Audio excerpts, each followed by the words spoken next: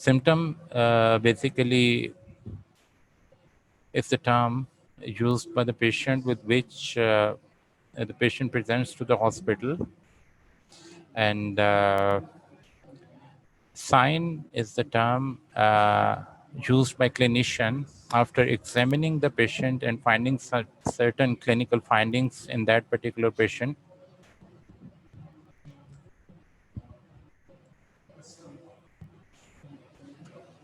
So briefly, let me rephrase it in Urdu.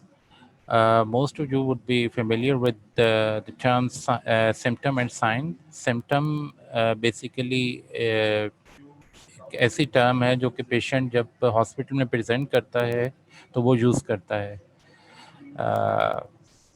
Just like for example, a patient with the chronic liver disease usually presents to the hospital with the symptoms of abdominal pain, abdominal discomfort, abdominal distension, the decreased urine output, pain right hypochondrium. These are all symptoms which bring the patient to the hospital. While as far as signs are concerned, when clinician examines the patient, जब एक doctor let suppose chronic liver disease के patient को examine करेगा और उसमें उसको जो findings मिलेंगे, these are the signs. For example,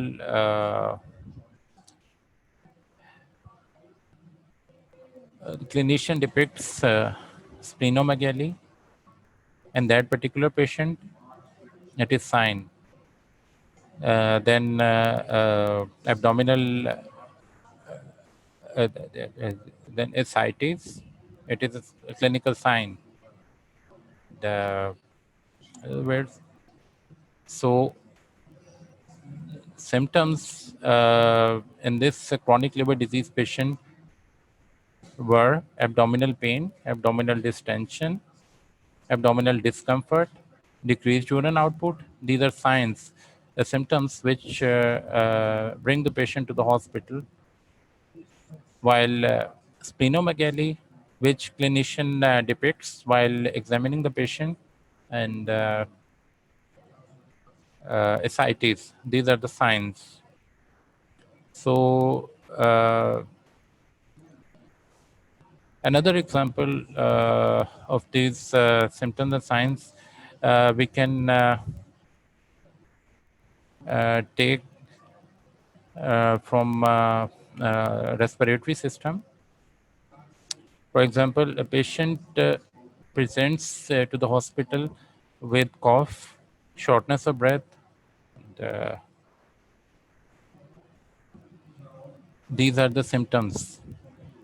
And when the clinician examines the patient,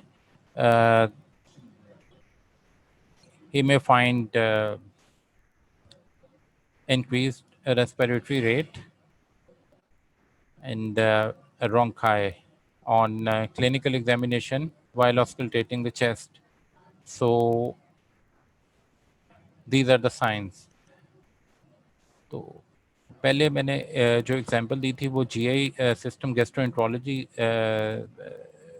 system से गैस्ट्रो इंटेस्टाइनल डिजीजेस से थी, जो कि सीएलडी का पेशेंट प्रेजेंट किया, उसमें सिम्टम्स और साइंस उस पॉइंट ऑफ व्यू से. अब जो मैंने आपको एग्जांपल दी है वो रेस्पिरेटरी सिस्टम से है, जिसमें कि एस्थमा का पेशेंट प्रेजेंट हुआ है कफ, शॉर्टनेस ऑफ ब्रेथ सिम्टम्स के साथ.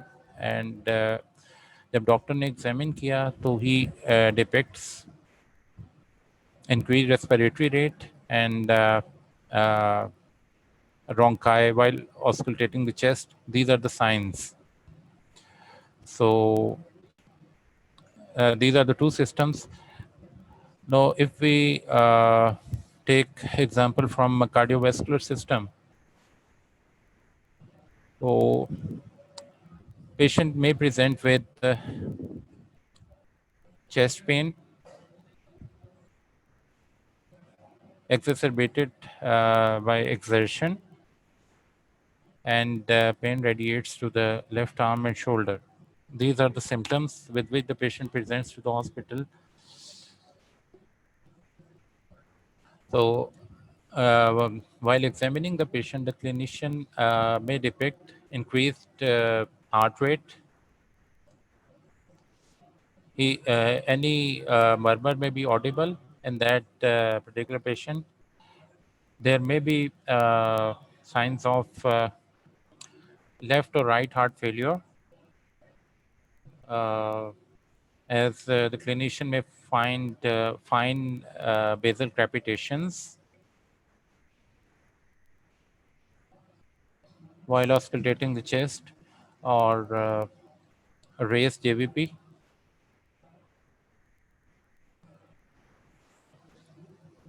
as well as ascites and pedal edema, mostly up to the arms, up to the knees. These are the signs of right heart failure. So in this particular example, uh, left-sided chest pain with radiation to the left arm and shoulder. These are the symptoms with which the patient presents to the hospital, while increased heart rate, cardiac murmur,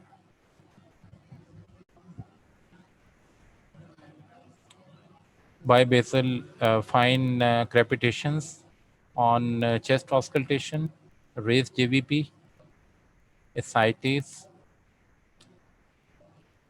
bilateral pedal edema, mostly up to the knees. These are the signs as they are depicted while clinical examination by the clinician. So these are the so far I have discussed three systems as an example of symptoms and signs. These are GI system, a CLD patient presenting with symptoms and signs, respiratory system, a patient with asthma presenting with symptoms and signs, and cardiovascular system, a patient with ischemic heart disease presenting with congestive cardiac failure. So the fourth major system we can take as an example of symptoms and signs is central nervous system. So, so patient may present with an epileptic patient may present with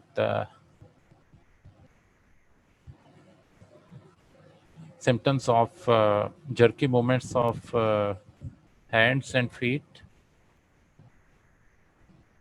and altered mental status,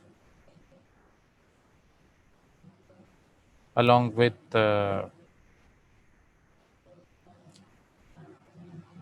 frothing in the mouth and urination during that episode of unconsciousness. So the symptoms in this case, which bring the patient to the hospital, are jerky movements of hands and feet, frothing of mouth, urination, while the patient is unconscious. These are the symptoms. So, with which the patient has presented to the hospital. No, if a neurologist or clinician examines that patient, he may clinically depict tonic-clonic fit,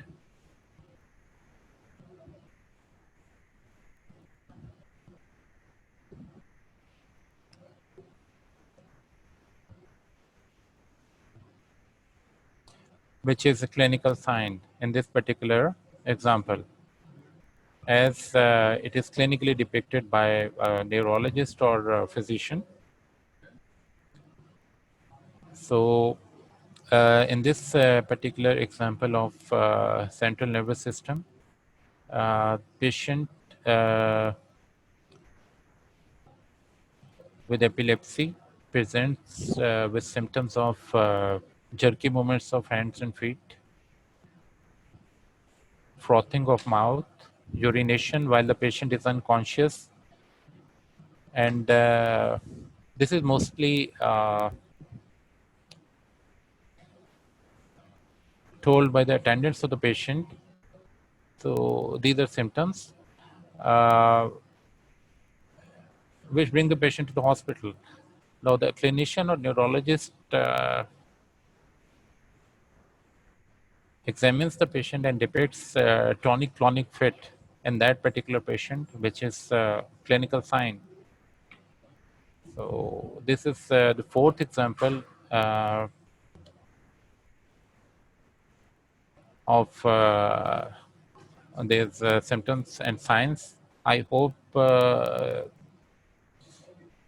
your concept about symptom and sign would be a bit clear, as I have quoted the definition of symptoms, signs, and I have quoted examples from four systems. GI system, in which the patient presents with symptoms and signs of chronic liver disease. Respiratory system, in which the patient presents with symptoms and signs of bronchial asthma. Cardiovascular system, in which the patient presents with symptoms and signs of ischemic heart disease. And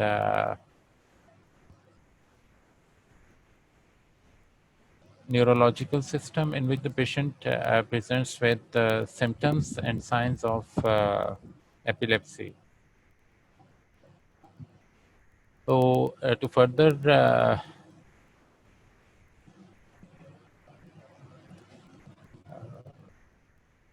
enhance this concept of symptoms and signs, as we have a bit of time left, so I may quote a few other examples so that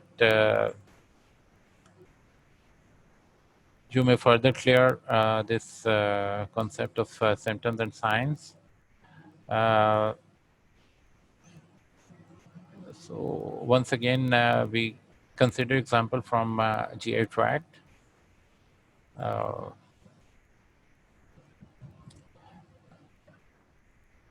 A patient with peptic ulcer disease may present with pain epigastrium, burning sensation in the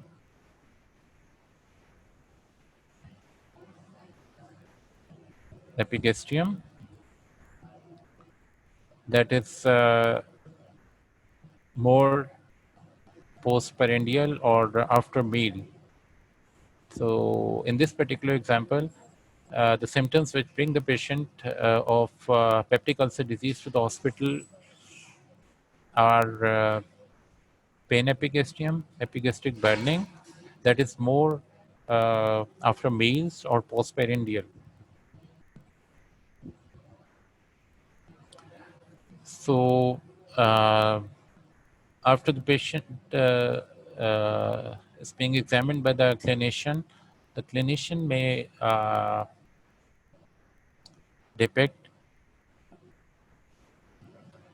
abdominal distension, epigastric tenderness.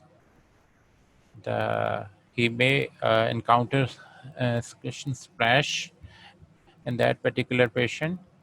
So the symptoms are epigastric burning, epigastric pain, that is more after meals or postprandially.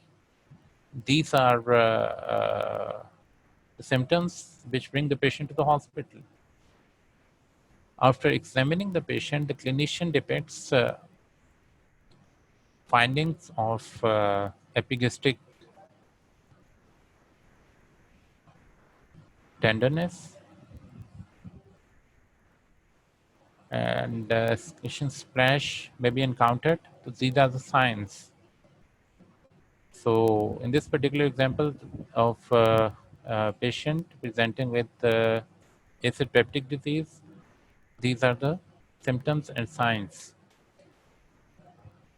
Now we consider another example from respiratory system. So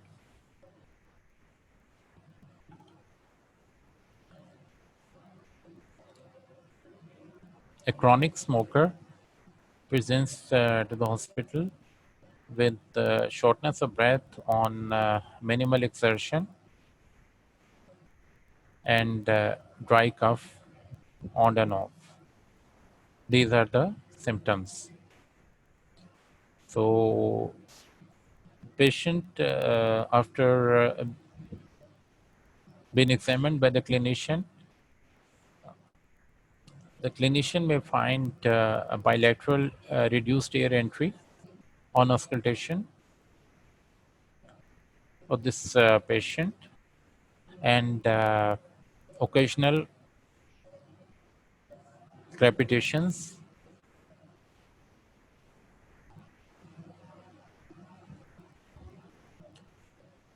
over right middle to lower zones.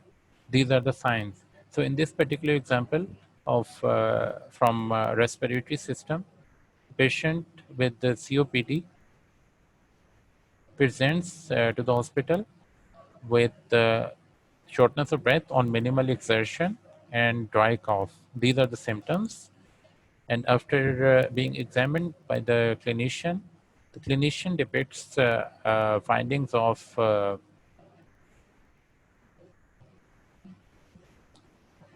reduced air entry bilaterally on auscultation and occasional crepitations over right, middle to lower zones. These are the signs as they are depicted by the physician or clinician or pulmonologist.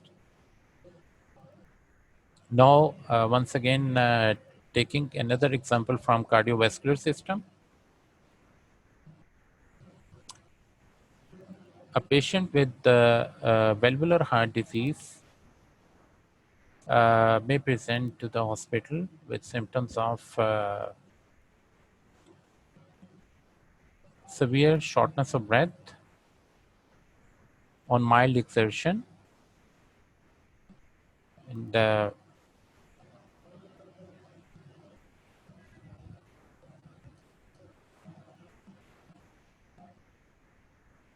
left-sided chest pain as well. These are the symptoms. Now, the cardiologist, after examining the patient, may depict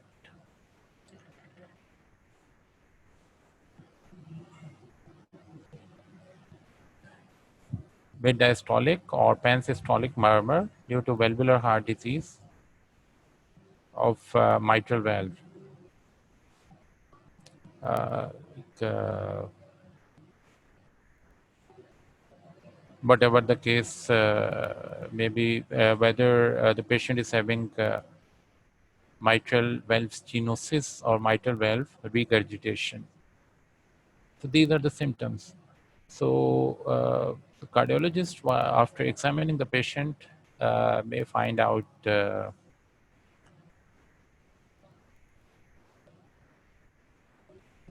pansystolic murmur or mid-diastolic murmur,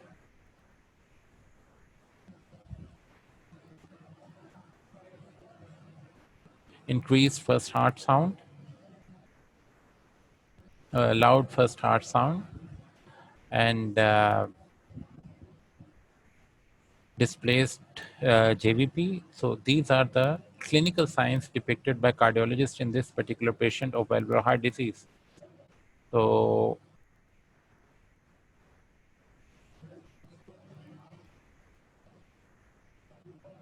in this example from cardiovascular system, a patient with valvular heart disease presents to the hospital with shortness of breath on minimal exertion and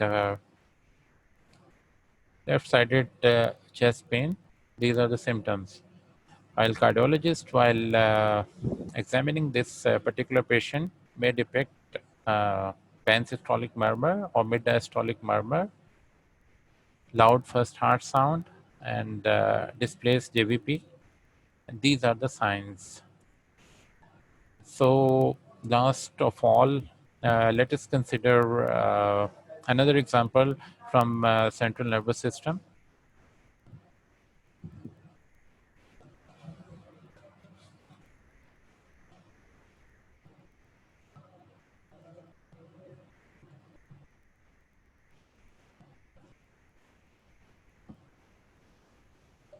So a patient with a raised intracranial pressure may present to the hospital with the symptoms of headache, vertigo, decreased visual acuity, and a neurologist or a clinician, while examining that particular patient,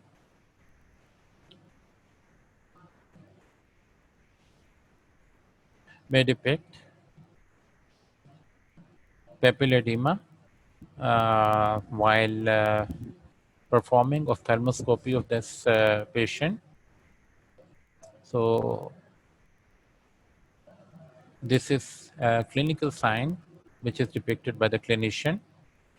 So in this particular example from central nervous system, patient with raised intracranial pressure presents to the hospital with headache, vertigo, and vomiting. These are the symptoms. While neurologist or clinician, after examining this particular patient, may depict papilledema on ophthalmoscopy of this patient, which is a clinical sign. So I hope you are now quite familiar with the terms symptoms and signs.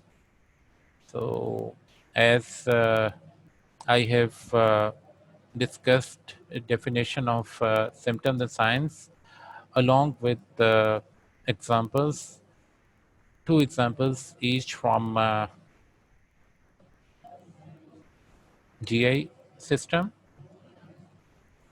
That is the patient with CLD presenting with symptoms and signs.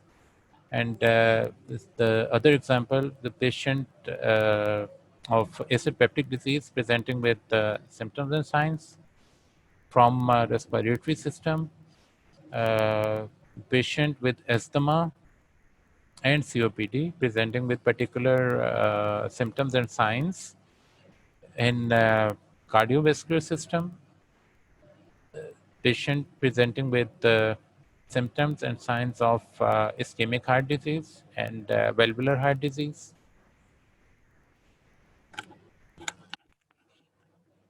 And the last of all, I have quoted examples from central nervous system, patient presenting with symptoms and signs of epilepsy, and the other example that I have quoted last is patient presenting with signs and symptoms of raised intracranial pressure. So I hope you will be quite familiar now with the terms symptoms and signs, and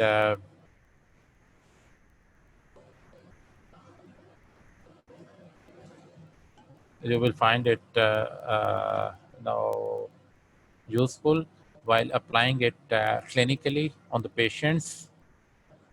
And I hope you will further clear up this concept of symptoms and signs as long as you start examining patients in your third year, fourth year, or final year.